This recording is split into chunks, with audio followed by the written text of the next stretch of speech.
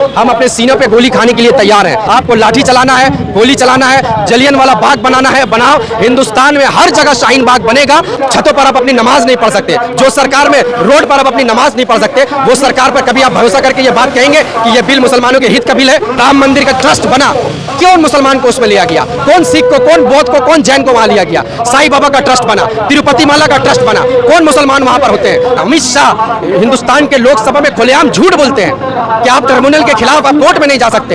अरे आपको मालूम होना चाहिए कि वक्फ बोर्ड खुद अपनी जमीनों को बचाने के लिए हाई कोर्ट में और सिटी कोर्ट में केस लड़ती है। वक्फ बिल को लेकर देश भर के मुसलमानों में नाराजगी है। इस वक्त हम बंगाल की सड़कों पर हैं और आज जुमे के दिन मुसलमान यहाँ भी जो है नाराजगी जाहिर कर रहे हैं और सड़क पर है, इस बिल का विरोध कर रहे हैं। हमारे साथ कई मुस्लिम युवा लोग हैं, युवा नेता है। क्या नाम है आपका? मेरा नाम मोहम्मद सरफराज है। सरफराज भाई, आखिर इस बिल का आप लोग विरोध क्यों कर रहे हैं? अमित शाह तो एक तरफ कह रहे हैं कि ये बिल मुसलमानों के हित के लिए, पासमानदा मुसलमान महिलाओं के हित के लिए। आप एक बात बताइए कि जो सरकार ट्रिपल तलाक का बिल लाकर मुसलमानों को परेशान करे, जो सरकार एनआरसी और सीए लाकर मुसलमानों को परेशान करे, जो सरकार ये बात कहे कि हिंदुस्तान में रहना होगा तो वंदे मातरम कहना होगा, जो सरकार में छतों पर आप अपनी नमाज नहीं पढ़ सकते, जो सरकार में रोड पर आप अपनी नमाज नहीं पढ़ सकते, वो सरकार पर कभी आप भरोसा करके ये बात कहेंगे कि ये बिल मुसलमानों के हित का बिल है?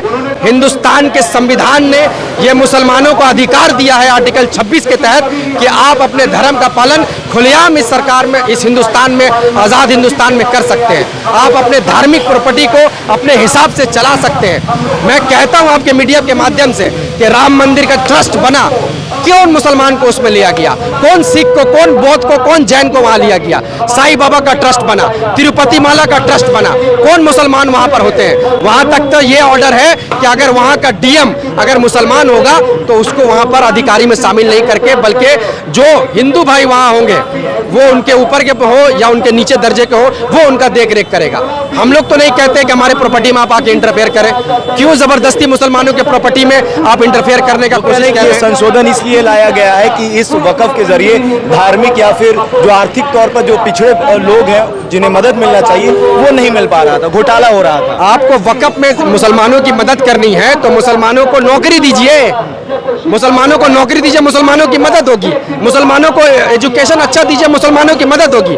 मुसलमानों के वक्फ की प्रॉपर्टी पर आपकी नजर इसलिए है क्योंकि आपका जो आका है, जो मुंबई में बैठा हुआ है, जिसका नाम अंबानी है, उसका जो घर, उसका जो बंगलो बना हुआ है वो वक्फ की जमीन पर बना हुआ है। और बड़ी बड़ी जमीनें जो हिंदुस्तान में है वो वक्फ की जमीनें हैं, उसको लूटने का काम ये सरकार करना चाहती है, इसलिए ये कानून लाया गया। आपको मालूम होगा कि संभल की मस्जिद का जब झमेला हुआ, जब झगड़ा हुआ, तो इसका जब हिंदुस्तान के मुसलमान विरोध किए तो कोर्ट में ये प्रॉपर्टी को लिखा गया कि दिस प्रॉपर्टी इज डिस्प्यूटेड, जबकि मुसलमान पक्ष के वकील ये कह रहे थे कि दिस प्रॉपर्टीज बिलोंग टू मस्जिद, बट वो वहां पर डिस्प्यूटेड लिखा गया। और जब ये कानून पास हुआ तो उस कानून में लिखा जाता है कि ये जो भी डिस्प्यूटेड प्रॉपर्टी होगा उसको सरकार एक्वायर कर लेगी।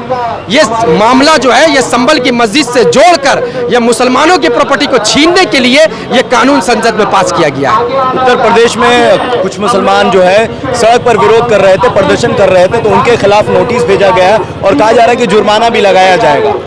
आप तो देख रहे हैं कि जब से 2014 के बाद सरकार आई है तो ये सरकार, ऐसा लगता है कि ये सरकार सिर्फ मुसलमानों का विरोध करने के लिए सरकार आई है। आप अगर किसी का विरोध करेंगे यूपी में तो आपके घर को तोड़ दिया जाएगा, आप अगर विरोध करेंगे तो आपको झूठे केस में जेल में डाल दिया जाएगा, आप अगर विरोध करेंगे तो आपको नौकरी से जाना पड़ेगा, आप अगर विरोध करेंगे तो आपको झूठे केस में किसी मुकदमे में फंसाकर आपको जेल में डाल दिया जाएगा। किस तरीके की सरकार हिंदुस्तान में चल रही है? हमारा डेमोक्रेसिक राइट है, हम डेमोक्रेसी के हिसाब से हिंदुस्तान के सरकार ने, हिंदुस्तान के संविधान ने हमको यह अधिकार दिया है कि हम अपनी बात को सड़क पर रख सकते हैं। आज खुलेआम जो यहाँ पे सारे लोग खड़े हैं, ये हिंदुस्तान की संविधान ने हमको यह अधिकार दिया है, तब हम लोग यहाँ विरोध कर रहे हैं। यही तो डेमोक्रेसी है। ये भी तो संवैधानिक तौर पर यह बिल पास हुआ राज्यसभा लोकसभा से, फिर इस बिल को काला कानून क्यों कहा जा रहा है? काला कानून इसलिए कहा जा रहा है कि जब हमारा 1995 में जब इसका संशोधन किया गया, जब 2013 में मनमोहन सिंह की सरकार में हमको संशोधन कर वक्फ बोर्ड को एक स्टेटस दिया गया, अपना एक अधिकार दिया गया कि आप अपने तौर पे चलाएंगे। और हर धर्म के लोग चलाते हैं,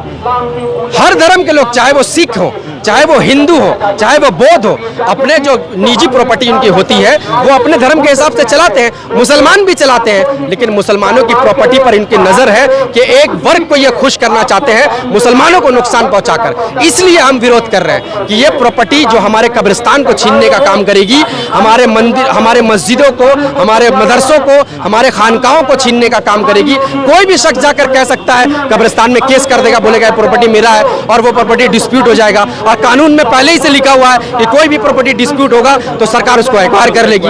ये इनका मंशा है कि किसी भी तरीके से मुसलमानों की प्रॉपर्टी को डिस्प्यूट किया जाए और इसको एक्वायर किया जाए, इसलिए हम विरोध कर रहे हैं। जो संशोधन हुआ है उसका क्या नुकसान है? यही तो मैं आपको नुकसान बता रहा हूँ कि ये प्रॉपर्टी, कोई भी प्रॉपर्टी वक़्फ़ में डिस्प्यूट होगा तो वो प्रॉपर्टी सरकार ले लेगी। ये सबसे बड़ा डिस्प्यूट किया गया। 22 लोगों की कमेटी बनेगी वक़्फ़ बोर्ड की, जिसमें 12 लोग जो है वो गैर कौम के होंगे, मतलब मेजॉरिटी उनकी होगी। आप कोई भी अपना वक़्फ़ का कोई ऑर्डर पास नहीं करा सकते। ये हमारे ही वक़्फ़ बोर्ड में आप क्यों आकर जबरदस्ती हमारे ऊपर मुसल्लत हो रहे हैं? हालांकि गवर्नमेंट तो ये अपॉइंट करती है, वक़्फ़ बोर्ड का जज जो होता है वो government appoint, state government appoint करती है। वक़्फ़ बोर्ड का जो सीए होता है, सीओ, वो अपना स्टेट गवर्नमेंट अपॉइंट करती है। कहाँ मुसलमान अपॉइंट करते हैं? ये तो गवर्नमेंट अपॉइंट करती है। अमित शाह हिंदुस्तान के लोकसभा में खुलेआम झूठ बोलते हैं कि आप ट्रिब्यूनल के खिलाफ आप कोर्ट में नहीं जा सकते। अरे आपको मालूम होना चाहिए कि वक़्फ़ बोर्ड खुद अपनी जमीनों को बचाने के लिए हाई कोर्ट में और सिटी कोर्ट में केस लड़ती है। कितना बड़ा झूठ आज हिंदुस्तान का गृह मंत्री हिंदुस्तान के पार्लियामेंट में बोल रहा है। इससे बड़ी अफसोस की बात नहीं हो सकती दोस्तों। महाराष्ट्र में शिंदे गुट के एक नेता है, वो कह रहे हैं कि अगर मुसलमान शाहीन बाग की तरह सड़कों पर आएगा या शाहीन बाग बनाएगा तो हम जो है जालियांवाला बाग बनाएंगे। बिल्कुल बनाएं, हम अपने सीनों पे गोली खाने के लिए तैयार हैं। जिस तरीके से मेरे किसान भाई ने किसान कानून का विरोध किया, उसी तरीका मुसलमान भाई भी इस कानून का विरोध करेंगे। आपको लाठी चलाना है, गोली चलाना है, जलियांवाला बाग बनाना है, बनाओ। हिंदुस्तान में हर जगह शाहीन बाग बनेगा और इस कानून को आपको घुटने पर हम ला देंगे कि इस कानून को वापस लेना पड़ेगा।